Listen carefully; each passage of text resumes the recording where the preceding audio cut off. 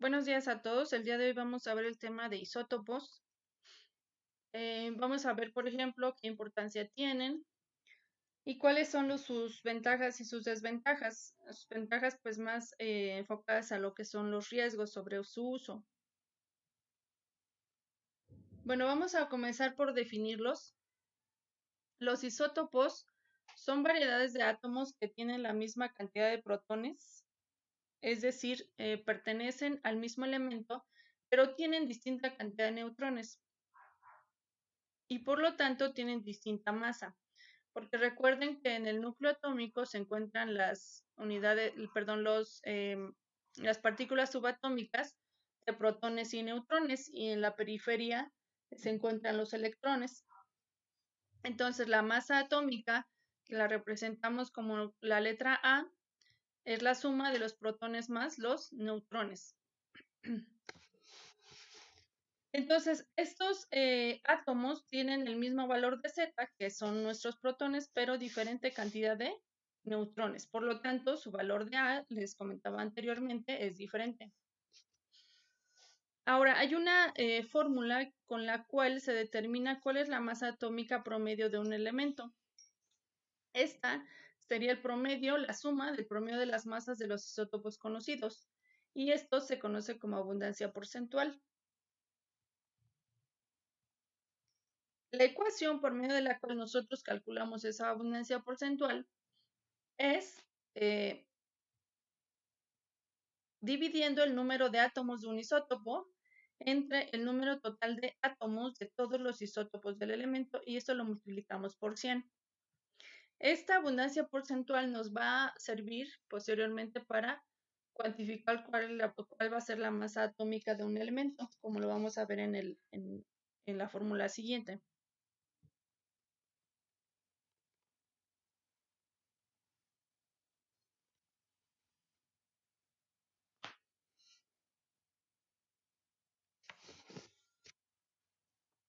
Bueno, la abundancia porcentual, así como la masa exacta de cada isótopo, se ha determinado en forma experimental y se usa un instrumento conocido como espectrómetro de masas, y con este se ha encontrado que la masa atómica, cuando tenemos por ejemplo, para el oxígeno, que es de 16, es una aproximación, dado que la exacta es un número con decimales, y este es el que aparece como peso atómico en la tabla periódica, que ustedes pueden constatarlo.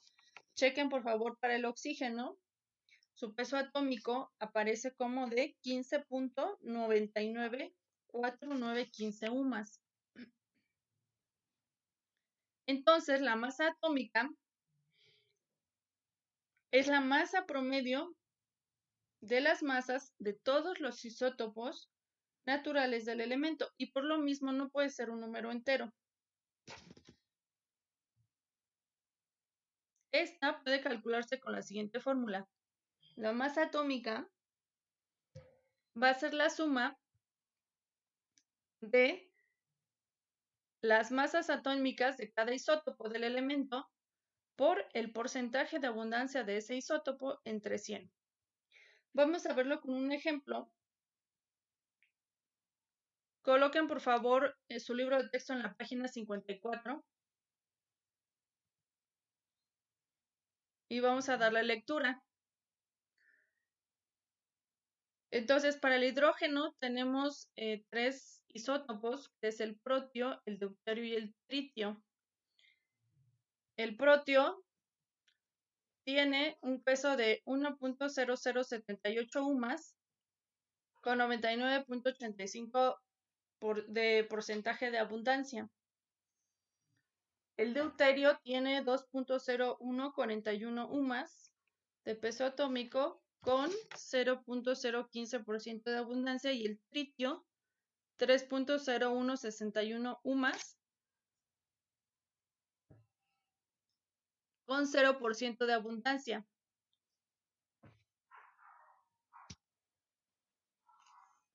Aplicando la fórmula, entonces, la masa atómica del hidrógeno queda de la siguiente manera. 1.00764 más 0.03 más 0, dándonos un total de 1.00794 UMAS. Como les comento, es aplicando la fórmula, por eso les pido que sigan la lectura con su libro de texto en la página 54.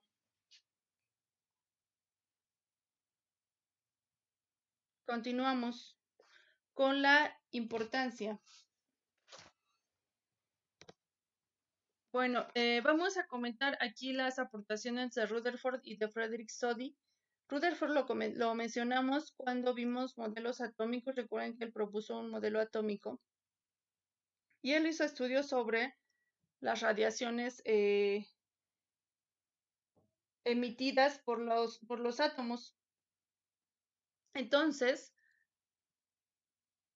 estos dos personajes nos dicen que los átomos de un mismo elemento se pueden transformar en isótopos, pero no todos los átomos tienen esta capacidad. Para ello se requiere que el núcleo del átomo del que estamos hablando sea inestable. ¿Esto qué quiere decir? Que dado que el núcleo contiene los protones y los neutrones, estos están lidiando con fuerzas de atracción y repulsión entre ellos. Entonces, dado esas fuerzas de atracción y repulsión, en ocasiones se desalojan partículas del núcleo y eso sería la radiactividad. Se conocen hasta la fecha 350 isótopos naturales, de los cuales 80 son radiactivos, es decir, que emiten en forma espontánea partículas nucleares. Y algunos ejemplos de ellos, por ejemplo, es el que ya mencionamos, que es el hidrógeno, porque tiene 3 isótopos, el protio, el deuterio y el tritio. También hay isótopos que se han creado de manera artificial en laboratorios, como por ejemplo el isótopo de iridio 192 y el uranio 233. Estos se utilizan para estudios propios del laboratorio de que se trate, y en un momento más vamos a mencionar algunas aplicaciones y del por qué como tal se elaboran de manera artificial. Bueno, al emitir radiación entonces, los átomos se van desintegrando. Llamamos vida media al tiempo que transcurre para que la mitad de los átomos radiactivos de un isótopo se desintegre. Entonces, esa vida media puede ser de fracciones de segundo hasta de miles de millones de años. Por ejemplo, en el caso del boro 9, esa vida media es de fracciones de segundo, y en el caso del uranio 238 puede ser de miles de millones de años.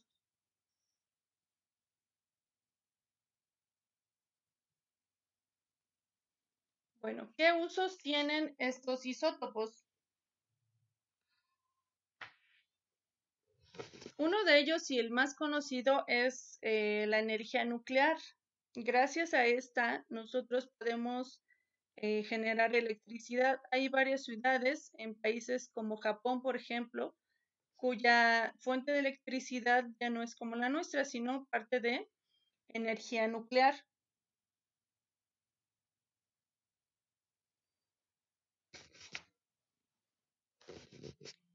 También se emplean en medicina nuclear. Esto es para el diagnóstico y el tratamiento de diferentes enfermedades como el cáncer.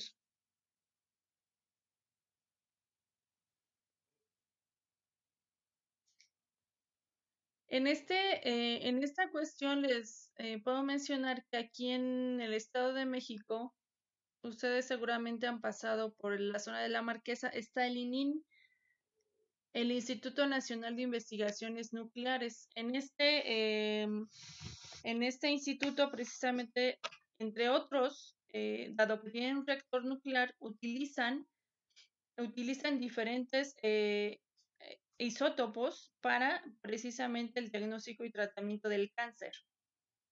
Es investigación que se está haciendo en la actualidad. Se utilizan, por ejemplo, también en agricultura, en biología y en geología y arqueología. Esto seguramente han escuchado, por ejemplo, el carbono 14, que es un isótopo del carbono, y que nos ayuda a dar la fecha en la cual existieron, por ejemplo, huesos encontrados de determinado animal o plantas, incluso semillas. En el caso de arqueología, las construcciones, vasijas y otros materiales. Gracias a esos isótopos se puede dar la fecha en el cual fueron fabricadas. Bueno, sin embargo, también tenemos varias desventajas del uso de estos isótopos, eh, que no es precisamente por la existencia de estos, sino por los usos que se le han dado. Uno de ellos es el de la energía nuclear. Como ustedes saben, con el invento de la bomba atómica, esa energía nuclear se utilizó como arma de destrucción masiva. Además, pues puede ocasionar contaminación ambiental. Recuerden por ahí la explosión de las plantas nucleares de Chernobyl en 1986 en Rusia y Fukushima en 2011, que ocasionaron gran contaminación ambiental y daños a la salud. Derivado de emisiones radiactivas, por ejemplo, puede haber pérdida de cabello, náuseas, quemaduras, porque hay una suspensión de las actividades celulares, hay mutaciones que ocasionan precisamente esta radiación y la célula ya no puede llevar a cabo sus funciones normales. Suspensión aquí dice también de actividades enzimáticas. Las enzimas, recuerden que son proteínas específicas que catalizan una reacción. Quiere decir que si estas enzimas no están presentes, no se puede llevar a cabo una reacción química. Y esto es sustancial cuando estamos hablando del metabolismo de un ser vivo. En el caso del hombre, por ejemplo, no puede realizar sus actividades metabólicas normales si hay una alteración enzimática. Ya habíamos hablado un poquito de emisiones radiactivas. Estas pueden promover la aparición de cáncer por estas mutaciones que les comentaba yo en las células. Pueden también hacer que haya bebés no solo de humanos, sino crías también de otros animales que nazcan con deformidades. Incluso se ha visto también que plantas también pueden tener deformidades y pueden darse también abortos a determinado tiempo de gestación. Un ejemplo muy claro de estos daños que pueden ocasionar la radiación lo tenemos en el caso de Marie Curie. Ella fue el Premio Nobel de Física y de Química y se le conoce ampliamente porque estudió la radiactividad. Ella descubrió el polonio y el radio como elementos químicos. Sin embargo, dado que ella no sabía de los riesgos que representaba la radiación, pues se dice que se guardaban en los bolsillos las muestras de sus elementos radiactivos y eso le provocó una enfermedad conocida como anemia aplásica que con el tiempo le provocó la muerte.